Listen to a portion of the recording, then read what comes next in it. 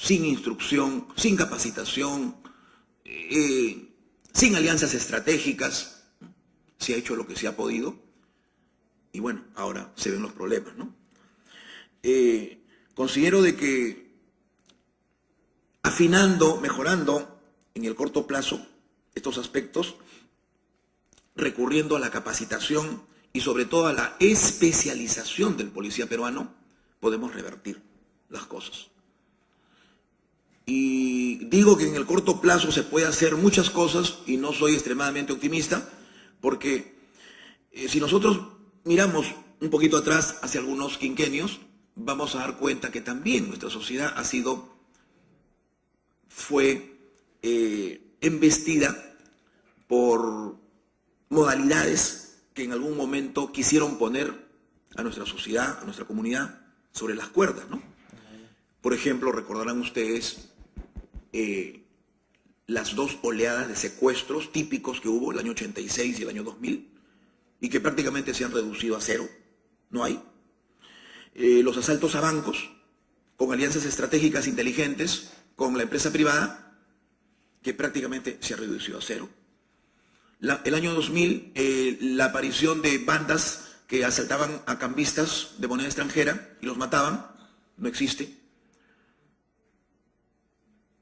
Los excelentes resultados en la lucha contra el terrorismo, con nuestro GEIN histórico de Benedicto Jiménez, son evidencia de lo que digo y de lo que se puede hacer en el corto plazo, con policías especializados, con policías entrenados, con policías a quienes hay que estimularlos con los elementos que he referido.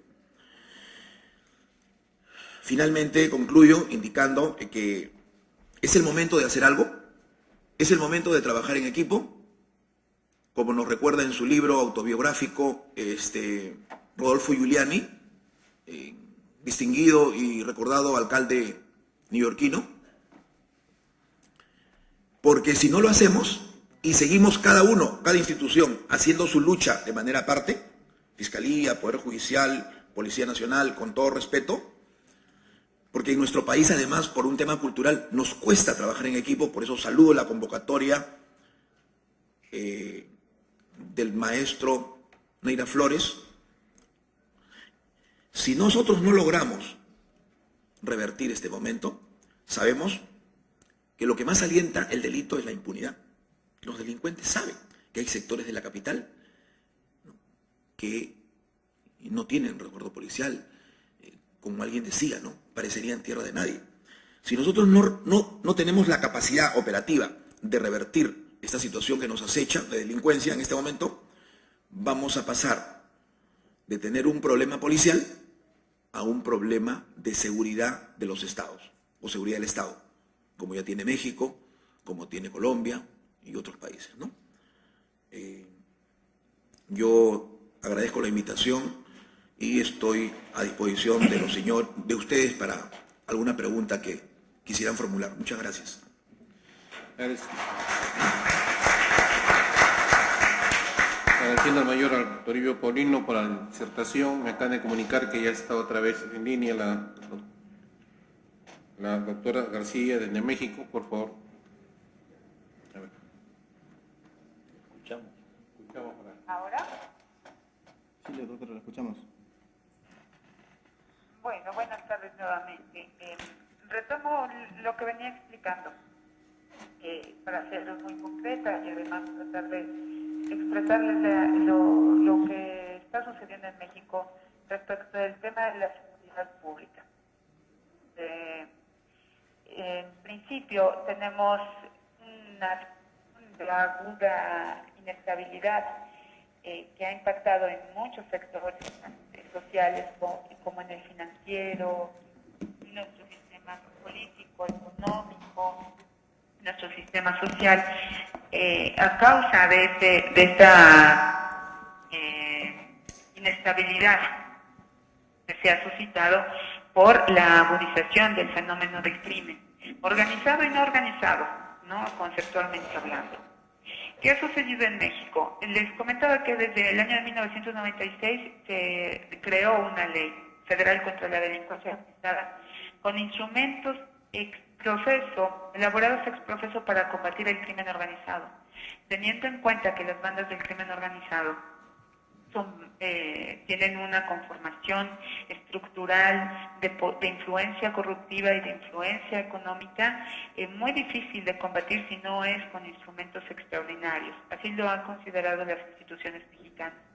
Entonces, esos instrumentos de combate al crimen organizado son de carácter altamente inquisitivo y hacen a un lado la cuestión garantista en el proceso penal y desde la averiguación previa.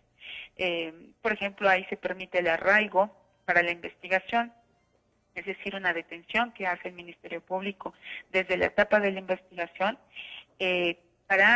otorgándose hasta 80 días de detención no judicial, simplemente para poder terminar de reunir todos los elementos necesarios para iniciar un proceso penal. Este arraigo fue declarado en su momento por la Corte Constitucional Mexicana como inconstitucional en sí mismo. También hay la posibilidad de incautar bienes desde el momento de que hay sospecha de que están involucrados con el crimen organizado y también de realizar escuchas telefónicas desde la averiguación previa, de constituir pruebas anticipadas, como es la realización del cateo, e incluso tomar medidas de ampliación de ciertos plazos durante la averiguación previa como durante el proceso penal para permitirle mayor poder de persecución a las instituciones.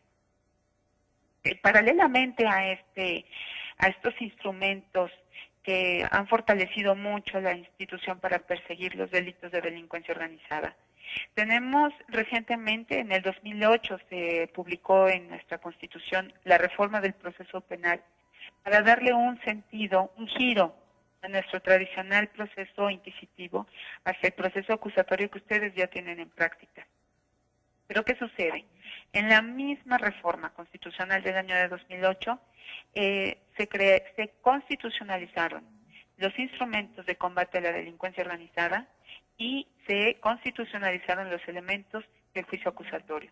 Entonces parece que en México nosotros tenemos dos vías para el combate al crimen. El combate al crimen normal, al crimen común, al crimen que no corresponde a la delincuencia organizada y para el cual se está intentando diseñar la implementación del juicio acusatorio, garantista. Y por el otro lado, constitucionalizamos nuestros instrumentos de combate a la delincuencia organizada. Si antes se había declarado ya inconstitucional el arraigo, ahora lo tenemos constitucionalizado porque se ha legitimado en el texto de la Constitución. En la Constitución también tenemos la descripción de un tipo penal, solo un tipo penal, y es el de la delincuencia organizada. Y es la asociación de 3 o más personas que de hecho se reúnen para cometer ciertos delitos como el lavado del dinero, el terrorismo, los delitos contra la salud, el secuestro, el robo de autos, el tráfico de personas. Bueno, ¿qué es lo que estamos viendo en México para combatir la delincuencia? Nos estamos dando cuenta de que necesitamos trazar un rumbo común y no tener instrumentos diversificados que no tengan una uniformidad para su éxito. Por un lado tenemos el juicio acusatorio, por un lado tenemos los instrumentos de delincuencia organizada, por un lado también en nuestras instituciones funciona nuestro juicio de amparo, que sirve como un instrumento de constante revisión de los actos, tanto de autoridades ejecutivas como de autoridades administrativas. Y una de las máximas bondades del juicio de amparo es el otorgamiento de la suspensión provisional, que se da desde el primer momento en que se sospecha que un acto de autoridad puede ser violatorio de garantías individuales. Eso significa que, por ejemplo, en el juicio acusatorio se puedan interrumpir los procesos penales en cualquier momento, si es que así lo amerita. Y eso no casaría con la naturaleza del juicio acusatorio, que tiene que ser concentrado y dinámico. Entonces, un tipo de suspensión provisional y eventualmente definitiva y un otorgamiento de amparo podría significar el otorgamiento de la libertad desde el amparo con independencia de lo que hubiese ocurrido en el juicio penal. Lo que necesitamos entonces es